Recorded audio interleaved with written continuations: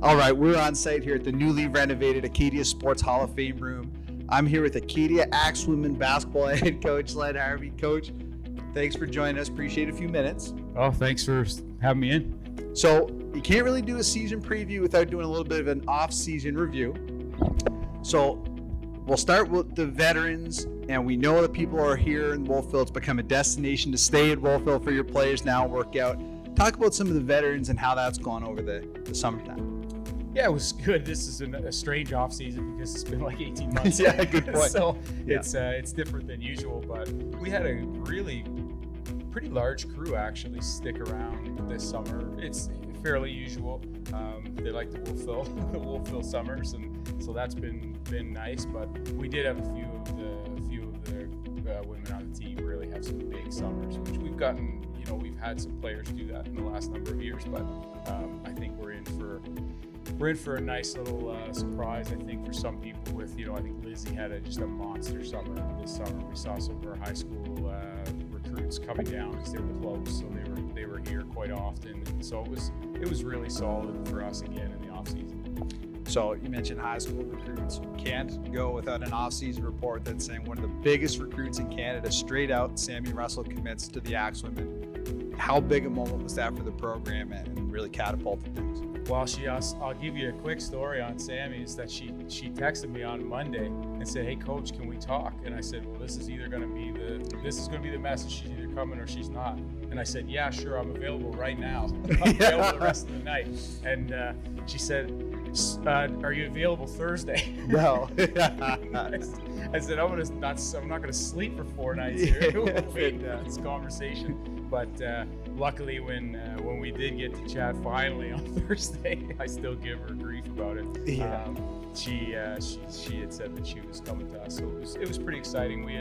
We don't recruit a pile of kids. We don't have a big long list. We tend to really focus on who we want, and we put all of our energy into those players. And this year was, we were really fortunate to get that list of the kids that we were after, and so her being definitely one of the crown jewels of that for sure. Being an old assistant coach, we got to give them some love. 2 new faces in the program. We have Lindsay Harris, Marissa Lankfish joined the program from Lakeland College. Lindsay, an old AUS champion point guard for the Axewomen. Talk about their additions to the team and what that can bring to the table. Well, it's one, it keeps me on my toes because I was starting to get comfortable. Yeah. So you start to get a bit of a shorthand with people who've been around for a while. Like we had Danny and Jalen and JT and people like you and Beth and Steph Chapman. So we've had people here through the years that we're really familiar with. We had some carryover, and then we've been fortunate. All of those coaches are actually moving on to other things, which I'm really happy about. Really proud of Danny and JT and Jalen going on doing their thing now in basketball still. But to have Marissa come in as a full-time coach, she's been just doing a really fantastic job. She's a very even-keeled coach. She's adding a lot to the program already, which I'm really impressed with. She's kind of asking for more all the time, which is perfect.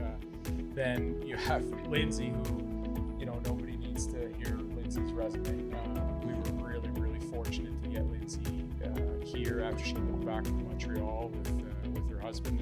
And so to have her, there's obviously street cred there with somebody like Lindsay automatically. And she's confident. She was a floor general with the Axewomen, so she's not any stranger to kind of rolling her sleeves up and getting into the mix right away. So I love both of them aren't shy. Both of them are getting into the action, and I think we're really fortunate to have the 2 of them, that's for sure. So let's jump right into the games then. So 4-1 preseason. So some of that big summer translates into some early results. I was interviewing one of your players, Sandy Saunders, earlier today, and I put this to her. You're talking about growth mindset a lot. You play X, I think it was the second or third game of the preseason. You win that game by 12 points. 2 weeks pass of practice, system, training camp. You beat them by 43 points this past weekend. Talk a little bit about how it sounds like a successful training camp has been implemented, but what that growth mindset has meant for your whole team. Yeah, I think sometimes you need to have bumps in the road to especially with talented players, talented groups. I think you need to have some bumps in the road for them to be consistent with the basics, to be consistent with the fundamentals. And so it was a good weekend for us in some ways. It obviously didn't feel great in the moment, but it was a good weekend for us because it gave me a lot more control to come back, a little hand on the wheel, coming back into practice, and people were ready for that. We had played some college teams up to that point, and they were really solid opponents for sure. That was our first youth sports competition that weekend in Charlottetown. So I think it kind of hit them in the mouth a little bit, which is good. That's okay. And the good thing for us is that it didn't knock them off course. It just made them kind of double down and say, okay, we've got to come in. We've got to approach this, the right way. We've got to approach this the way that he's been, badgering us about the last month.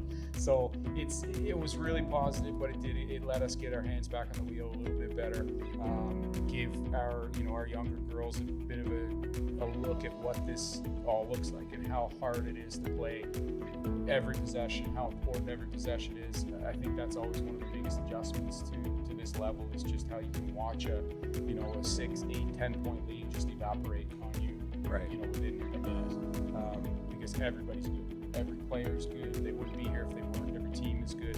So we kind of had to take it a little bit more seriously. But I was really happy with, our Mun game was solid heading into Dow, and then obviously the X game was a nice finish to our preseason after 2 weeks prior to that. Absolutely. So fans going to come in here. You open up against you at the end of the month. What's the style of play fans can expect to come into the gym and see from Axewomen basketball? Same as usual, or are you going to see anything different this year? I think it's going to be the same fast-paced style that they're used to. Maybe a little faster.